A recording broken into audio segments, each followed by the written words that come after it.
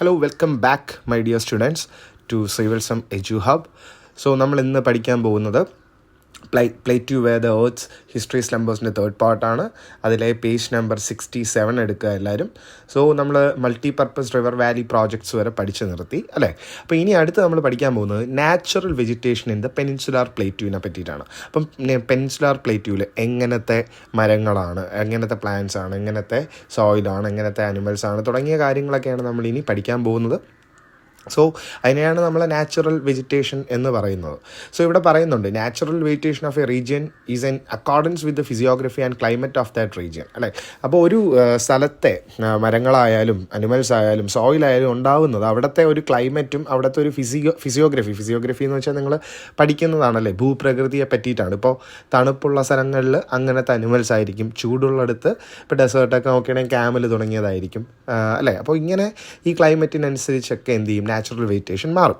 അപ്പോൾ നമ്മളിവിടെ പഠിക്കാൻ പോകുന്നത് പെനിൻസുലാർ പ്ലേറ്റ്യൂവിലെ എങ്ങനെയാണ് എന്നുള്ളതാണ്. സോ നമ്മൾ ആദ്യത്തെ ചാപ്റ്ററിൽ അവിടുത്തെ നോർത്തേൺ മൗണ്ടൻസ് ഒക്കെ പഠിച്ചപ്പോൾ അവിടുത്തെ നാച്ചുറൽ വെജിറ്റേഷനൊക്കെ പറ്റി പഠിച്ചിട്ടുണ്ടായിരുന്നു, ടൈപ്പ് ഓഫ് ഫോറസ്റ്റിനെ പറ്റി പഠിച്ചിട്ടുണ്ടായിരുന്നു. സോ ഓൾമോസ്റ്റ് കുറേ കാര്യങ്ങൾ ഇവിടെ സിമിലർ ആണ്, അതുകൊണ്ട് തന്നെ നിങ്ങൾക്ക് പഠിക്കാൻ എളുപ്പമായിരിക്കും. So first of all tropical deciduous forest എന്താണെന്ന് നോക്കാം. സോ ഈ ഒരു ഫോറസ്റ്റ് എന്ന് പറയുന്നത് ഏറ്റവും കൂടുതൽ വൈഡ് സ്പ്രെഡ് ആയിട്ട് കിടക്കുന്ന ഒരു ഫോറസ്റ്റാണ്. പെനിൻസുലാർ പ്ലേറ്റ്യൂവിൽ ഏറ്റവും കൂടുതലും കാണപ്പെടുന്നത് ട്രോപ്പിക്കൽ ഡിസീജസ് ഫോറസ്റ്റാണ്.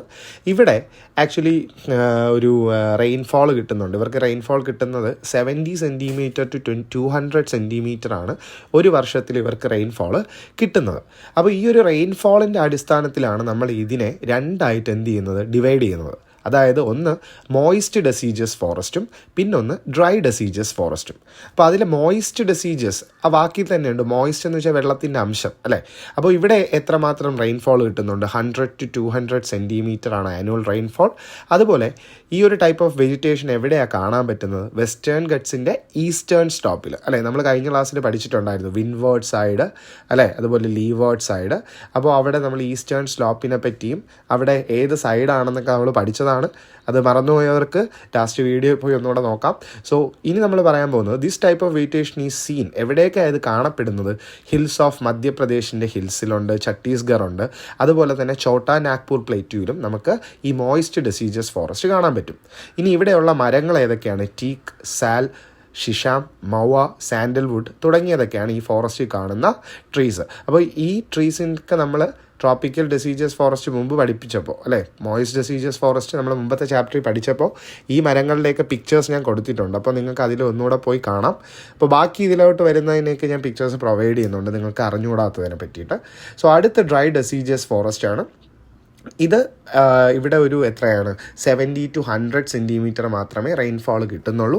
ഇവിടെ കൂടുതൽ നമുക്ക് തോൺ ഫോറസ്റ്റുകൾ കാണാം, അതുപോലെ ഷ്രബ്സ് കാണാം. തോൺ ഫോറസ്റ്റ് കണ്ടല്ലോ, അപ്പോൾ ഇതുപോലെ തോൺ ഫോറസ്റ്റുകൾ കാണാം. അതുപോലെ ഷ്രബ്സ് എന്ന് പറഞ്ഞു കഴിഞ്ഞാൽ വേറെ ഒന്നുമല്ല, നമ്മളെ ഈ കുറ്റി ചെടികൾ അതിനെയൊക്കെയാണ് ഈ ഷ്രബ്സ് എന്നൊക്കെ പറയുന്നത്. അതൊക്കെ ആയിരിക്കും കൂടുതൽ ഇവിടെ കാണാൻ കഴിയുന്നത്. മാത്രമല്ല ഈ ഒരു ഏരിയയിൽ സ്കാൻഡി റെയിൻഫോൾ ആയിരിക്കും, റെയിൻഫോൾ വളരെ കുറവുമായിരിക്കും. നമ്മൾ ഓൾറെഡി നമുക്ക് മനസ്സിലായി ഡ്രൈ എന്നുള്ള വാക്കിൽ നിന്ന് തന്നെ.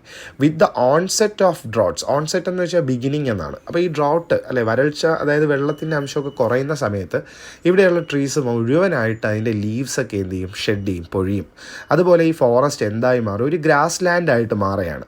അവിടെ എങ്ങനെ, മരങ്ങളിലൊന്നും ലീഫില്ല, ലീഫ്ലെസ് ട്രീസ് ആയിരിക്കും കാണാൻ കഴിയുന്നത്. അപ്പോൾ ഇവിടെയുള്ളതിൽ ടീക്ക് അല്ലേ, തേക്ക് നിങ്ങൾക്ക് അറിയാം, റോസ് വുഡ്, ആക്സൽ വുഡ്, ബാംബൂസും തേക്കും അറിയാം, റോസ് വുഡും ആക്സൽ വുഡും ഞാൻ പിക്ചേഴ്സ് പ്രൊവൈഡ് ചെയ്യുന്നുണ്ട്. ഓക്കെ, സോ അടുത്ത് ട്രോപ്പിക്കൽ തോൺ ഫോറസ്റ്റ് എന്താണെന്ന് നോക്കാം. അപ്പോൾ ഈ ഒരു ട്രോപ്പിക്കൽ തോൺ ഫോറസ്റ്റിൻ്റെ പ്രത്യേകത, തോൺ എന്ന് പറഞ്ഞു വെച്ചാൽ നമ്മൾ നേരത്തെ കണ്ടാണ് മുള്ളുകൾ അല്ലെ, മുള്ളു ചെടികളൊക്കെയാണ് ഈ തോൺ എന്നൊക്കെ പറയുന്നത്. നമ്മൾ ഈ ഡെസേർട്ട് ഏരിയാസിലൊക്കെ കാണുന്നതാണ്. അപ്പോൾ ഇവിടുത്തെ ഒരു പ്രത്യേകത എന്ന് വെച്ചാൽ ഇവിടെ ആക്ച്വലി വളരെയധികം ഹൈ ടെമ്പറേച്ചർ ആയിരിക്കും, പക്ഷേ റെയിൻഫോൾ കിട്ടും. നമ്മളെ ഗുജറാത്തോ അല്ലെ രാജസ്ഥാൻ പോലെയൊന്നും അല്ല. അപ്പോൾ ഇവിടെ ട്രോപ്പിക്കലായിട്ടുള്ള ഒരു തോൺ ഫോറസ്റ്റ് ആണ്. ട്രോപ്പിക്കൽ എന്ന് പറയുന്ന വാക്കിൻ്റെ അർത്ഥം തന്നെ എന്താണ്, മഴവെള്ളം കിട്ടാറുണ്ട്. അപ്പോൾ ഇവിടെ 75 സെൻറ്റിമീറ്ററിന് ബിലോ ആണ് ലഭിക്കുന്നത്. ഇവിടെ വളരെ കുഞ്ഞു ഷോർട്ട് ട്രീസ് കാണാൻ കഴിയും. അതുപോലെ അതിന് എക്സാമ്പിൾസാണ് അക്കേഷ്യയൊക്കെ ഇത്തിരി വലിയ ട്രീ തന്നെയാണ്. അതുപോലെ യൂഫോർബിയ, ഡേറ്റ് പാം, അതുപോലെ പാം അറിയാമല്ലോ, യൂഫോർബിയ ഞാൻ കൊടുത്തിട്ടുണ്ട്. പിന്നെ അതുപോലെ പല വെറൈറ്റീസ് ഓഫ് ഗ്രാസ് ഇവിടെ കാണാൻ കഴിയും.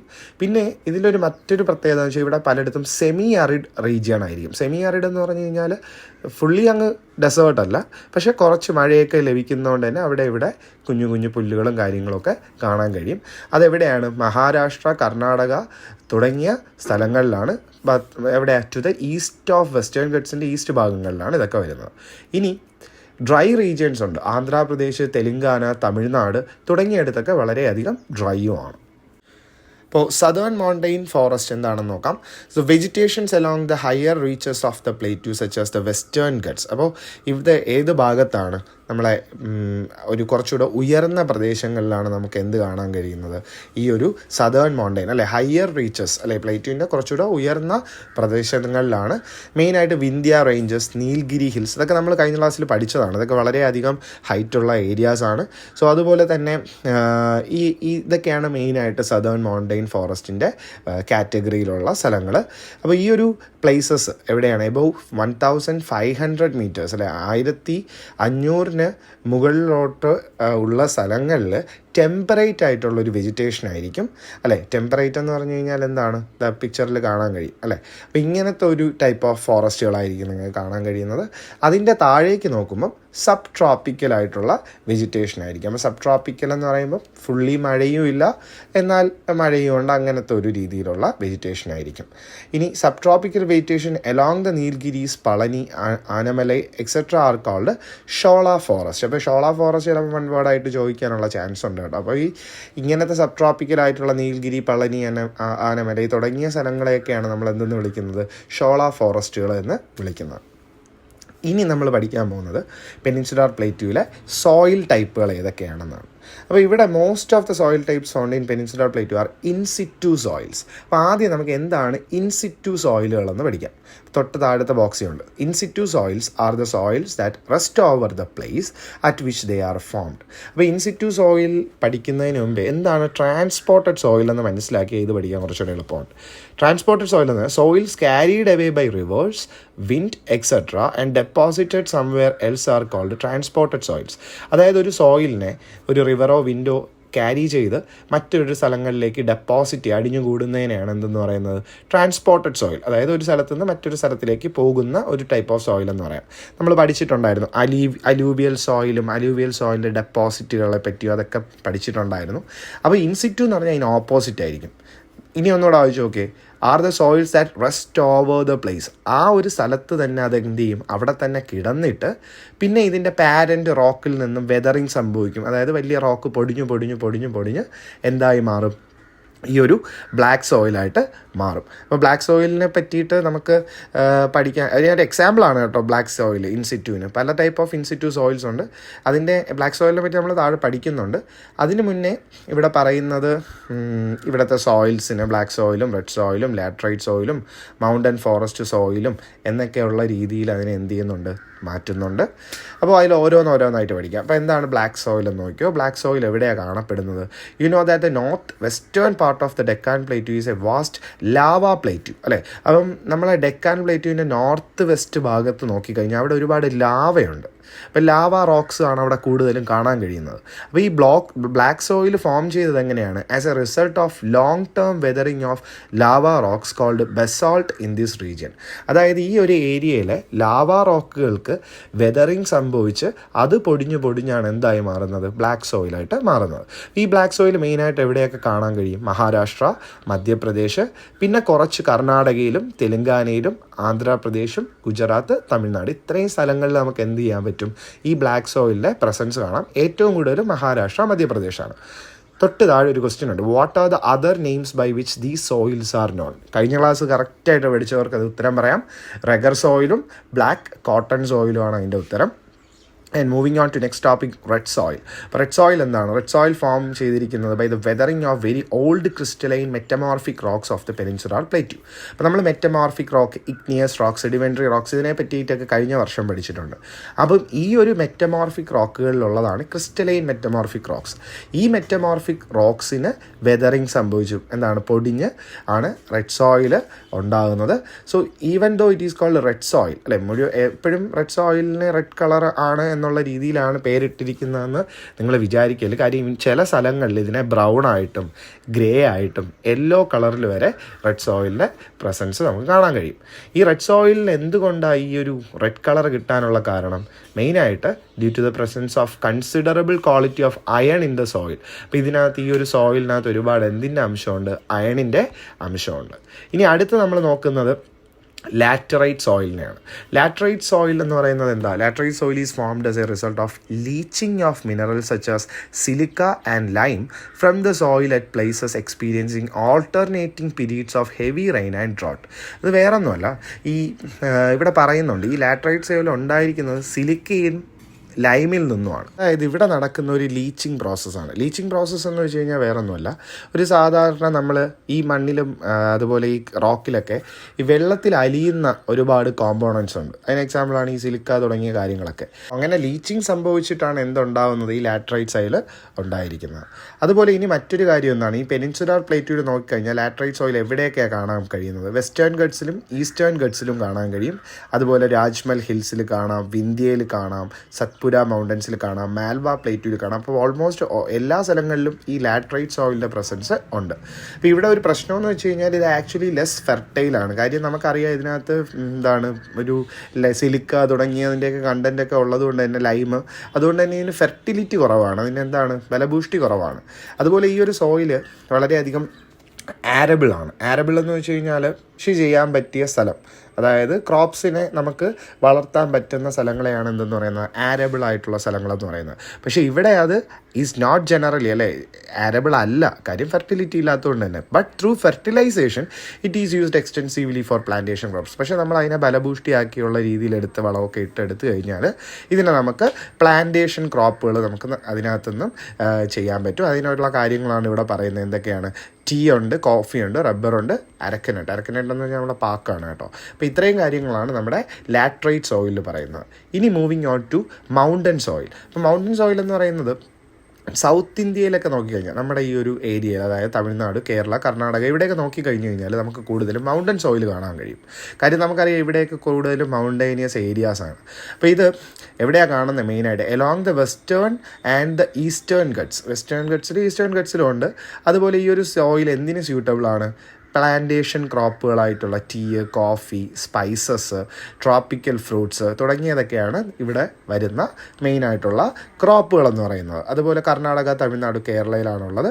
സോ ഇത്രയും നമ്മൾ other than the above discussed soils. അപ്പോൾ ഇത്രയും നേരം നമ്മൾ പറഞ്ഞുകൊണ്ടിരുന്ന സോയിൽ കൂടാതെ നമ്മൾ ഈ പെനിൻസുലാർ പ്ലേറ്റ്യൂവിൽ പല ടൈപ്പ് ഓഫ് ഫിസിയോഗ്രഫിയും ക്ലൈമറ്റും ഒക്കെ ആയതുകൊണ്ട് തന്നെ ഇതിൽ പറയാതെ തന്നെ കുറച്ചധികം സോയിൽസും കൂടെ ഈ ഒരു ഏരിയയിലുണ്ട്. ഫോർ എക്സാമ്പിൾ നമുക്ക് ഇപ്പോൾ നമ്മൾ റെഡ് സോയിൽ, ബ്ലാക്ക് സോയിൽ പറഞ്ഞു, ലാറ്ററൈറ്റ് പറഞ്ഞു, അതുപോലെ അലൂവിയൽ സോയിലിൻ്റെ പ്രസൻസ് ഉണ്ട്, മൗണ്ടൻ സോയിൽ പറഞ്ഞു, പിന്നെ ഡെസേർട്ട് സോയിലുണ്ട്, ഫോറസ്റ്റ് സോയിലുണ്ട്, തുടങ്ങിയ പല ടൈപ്പ് ഓഫ് സോയിൽസ് നമുക്ക് പെനിൻസുലാർ പ്ലേറ്റ്യൂവിൽ കാണാൻ കഴിയും.